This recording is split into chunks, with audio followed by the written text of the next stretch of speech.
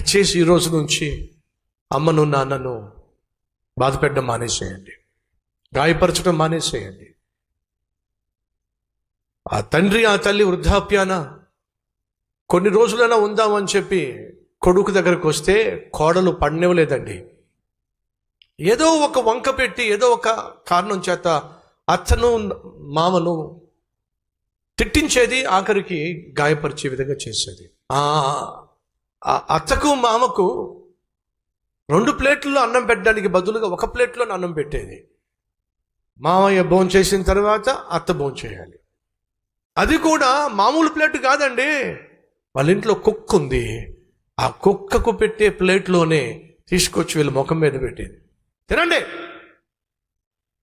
ఆ కుక్క ప్లేట్ని క్లీన్ చేసుకొని ఆ పెద్ద ఆయన భోంచేసిన తర్వాత ఆ భార్య భోంచేసేది. ఇది ఆ ఇంట్లో వరస. ఇంటికి వచ్చినప్పుడు మరి నా తండ్రి నా తల్లి వచ్చి నాతో ఉంటానంటున్నారంటే కుదరదు, మన ఇంట్లో వాళ్ళు ఉండడానికి కుదరదు. కన్నీ పెంచి పెద్ద చేశారు, ప్రయోజకం చేశారు, చదివించారు. వాళ్ళు చదివించారు కాబట్టి నాకు ఉద్యోగం వచ్చింది, ఉద్యోగం వచ్చింది కాబట్టి జీతం వస్తుంది, జీతం వస్తుంది కాబట్టి మీకు ఏ లోటు లేకుండా నేను చూసుకోగలుగుతున్నాను. వాళ్ళు పెట్టిన భిక్షే కదా నా జీవితం. ఇప్పుడు కాదంటావేమిటి? వృద్ధాప్యంలో వాళ్ళని మనం చూసుకోవాలి కదా. కుదరదు. నేను నిన్ను పెళ్లి చేసుకుంది నీకు వండి పెట్టడానికి తప్ప లోకానికి వండి పెట్టడానికి కాదు, ఖచ్చితంగా చెప్పేసింది. కాళ్ళ పడి బ్రతిమలాడుకున్నాడు. సరే, ఒక కండిషన్, రేపో మాపో చచ్చే వాళ్ళని తీసుకొచ్చి ఇంట్లో పెట్టావంటే, ఇంట్లో చస్తే మన ఇంటికి మంచిది కాదు. మరి ఎక్కడ పెడతామే? ఇంటి బయట ఒక పందిరేద్దాం. ఆ కారు షెడ్ ఉంది కదా, ఆ షెడ్లో పడి ఉంటారులే వాళ్ళు. వీళ్ళేమో 3 బెడ్రూమ్ అండి, 3 బెడ్రూమ్లో ఉంటున్నారు వీళ్ళు. బ్యాంక్ లోన్ ఇచ్చింది, ₹1 కోటి ఇంట్లో ఉంటున్నారు. బ్యాంక్ లోన్ వచ్చిందంటే కారణం వాడికి వచ్చిన ఉద్యోగం, వాడికి ఉద్యోగం వచ్చిందంటే కారణం వాడు చదివిన చదువు. వాడు ఆ విధంగా చదివాడు అంటే అమ్మ నాన్న రెక్కలు ముక్కలు చేసుకుని చదివించారు కాబట్టి వాడు చదువుకోగలిగాడు కాబట్టి ఉద్యోగం వచ్చింది కాబట్టి మంచి జీతం ఉంది కాబట్టి బ్యాంకు వాళ్ళు లోన్ ఇచ్చాడు కాబట్టి చక్కని ఇంట్లో ఉంటున్నారు. ఈ ఇంట్లోనట వీని కన్నీ పెంచి పెద్ద చేసిన తల్లి తండ్రి రాకూడదట. కండిషన్, బయట షెడ్లో పడేశారు. మన కల్వరి టెంపుల్లో ఇటువంటి కషాయిలు ఉండడానికి వీలు లేదు. అలాగే పాప వృద్ధాప్యంలో చదువుపోతా ఉంటే ఒకరోజు ఆ ప్లేటు కాస్త మాయమైపోయిందండి. ఏ ప్లేటు? కుక్క ప్లేటు మాయమైపోయింది కాబట్టి వాళ్ళకి బ్రేక్ఫాస్ట్ లేదు, వాళ్ళకి లంచ్ లేదు. భర్త సాయంత్రం 8 గంటలకు వచ్చాడు. అప్పటిదాకా వాళ్ళకి పచ్చి మంచినీళ్ళు లేవండి. భర్త వచ్చిన వెంటనే భార్య అంటుంది, మీ అమ్మ నాన్న ఏం చేస్తున్నారో చూసారా? ఏం చేశారు? వాళ్ళ కుక్క ప్లేట్లో మనం అన్నం పెడుతున్నామని చెప్పి నామోషి ఫీల్ అయ్యి ఆ కుక్క ప్లేట్ని దాచిపెట్టేశారు వాళ్ళు. అందుకే చెప్పాను వాళ్ళని తీసుకురావద్దని చెప్పేసి. వాళ్ళు వచ్చినప్పటి నుంచి మనకు మనశ్శాంతి లేకుండా పోతుంది. నిజమా? అమ్మ నాన్న వస్తే ఇంట్లో మనశ్శాంతి లేకుండా పోతుందా? మనశ్శాంతి లేకుండా పోవడం కాదండి, నీ మనస్సు పాడైపోయింది కాబట్టి మనశ్శాంతి లేకుండా పోతుంది. ఆ భార్య వచ్చి ఇవన్నీ చెప్పి భర్తకు చిరాకు కోపం పుట్టించేసరికి ఆ భర్త ఏమో మూర్ఖుడు కర్ర పట్టుకొని అమ్మ నాన్న కొట్టడం మొదలు పెట్టారండి. అమ్మ నాన్నను కొడుతూ ఉంటే గబగబా కొడుకు అడ్డం వచ్చింది. నాన్న తాతయ్య నువ్వు నాన్నమ్మ నేను చేయొద్దున్నాను, కొట్టద్దు నాన్న, తప్పుకోరా పక్క తప్పుకో.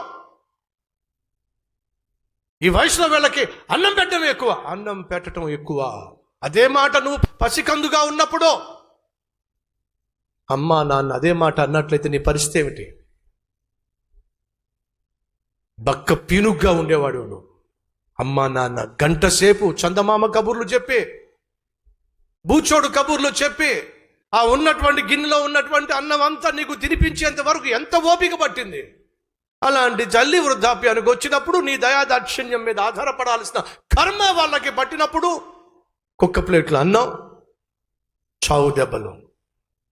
ఆ కొడుకు వచ్చి అంటున్నాడు, నాన్నమ్మను తాతని ఏం చేయొద్దు, తప్పకుండా పక్కకి. కుక్క ప్లేట్ దాచిపెట్టేశారట. కుక్క ప్లేటు వాళ్ళు దాచిపెట్టలేదు నాన్న, కుక్క ప్లేటు నేనే దాచిపెట్టాను. నువ్వెందుకు దాచిపెట్టావురా? పెద్ద అయిన తర్వాత నాకు పెళ్ళి అవుతుంది, నాకు అమ్మలాంటి పిల్లమే వస్తుంది, అప్పుడు మళ్ళీ నాకు కుక్క ప్లేటు దొరకడం కష్టం కావచ్చు. కాబట్టి ఇప్పుడే ఆ ప్లేట్ దాచిపెడుతున్నాను.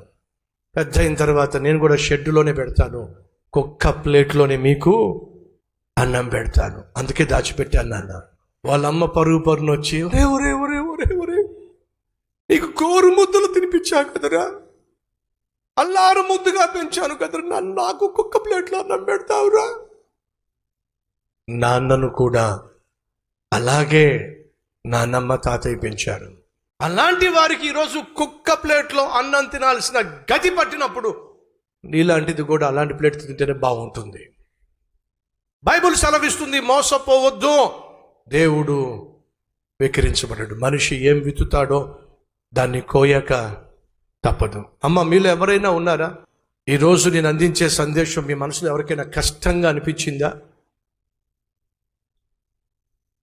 లేదయ్యా, మీరు చెప్పింది 100% వాక్యానుసారము అని నమ్ముతున్న వారు ఉంటే చూపిస్తారా? Thank you so much. మళ్ళా చెప్తున్నా, మన తల్లులు మన తండ్రులు మనం వాళ్ళను ప్రేమించకపోవడాన్ని బట్టి వాళ్ళు కన్నీరు కార్చటం మనకు ఎప్పటికీ క్షేమము కానే కాదు. వాళ్ళ కన్నీళ్ళు మన కష్టాలకు కారణాలుగా మారుతాయి, మనల్ని త్వరగా కాటికి చేరుస్తాయి. ఈ భూమి మీద మంచి ఆరోగ్యం కలిగి దీర్ఘాయుష్తో మనం వర్ధిల్లాలి అంటే మన తల్లిదండ్రులను మనం ప్రేమించాలి, పోషించాలి, పరామర్శించాలి. తల్లిని తండ్రిని సన్మానించు, అప్పుడు నువ్వు దీర్ఘ ఆయుష్ను కలిగి ఉంటావు.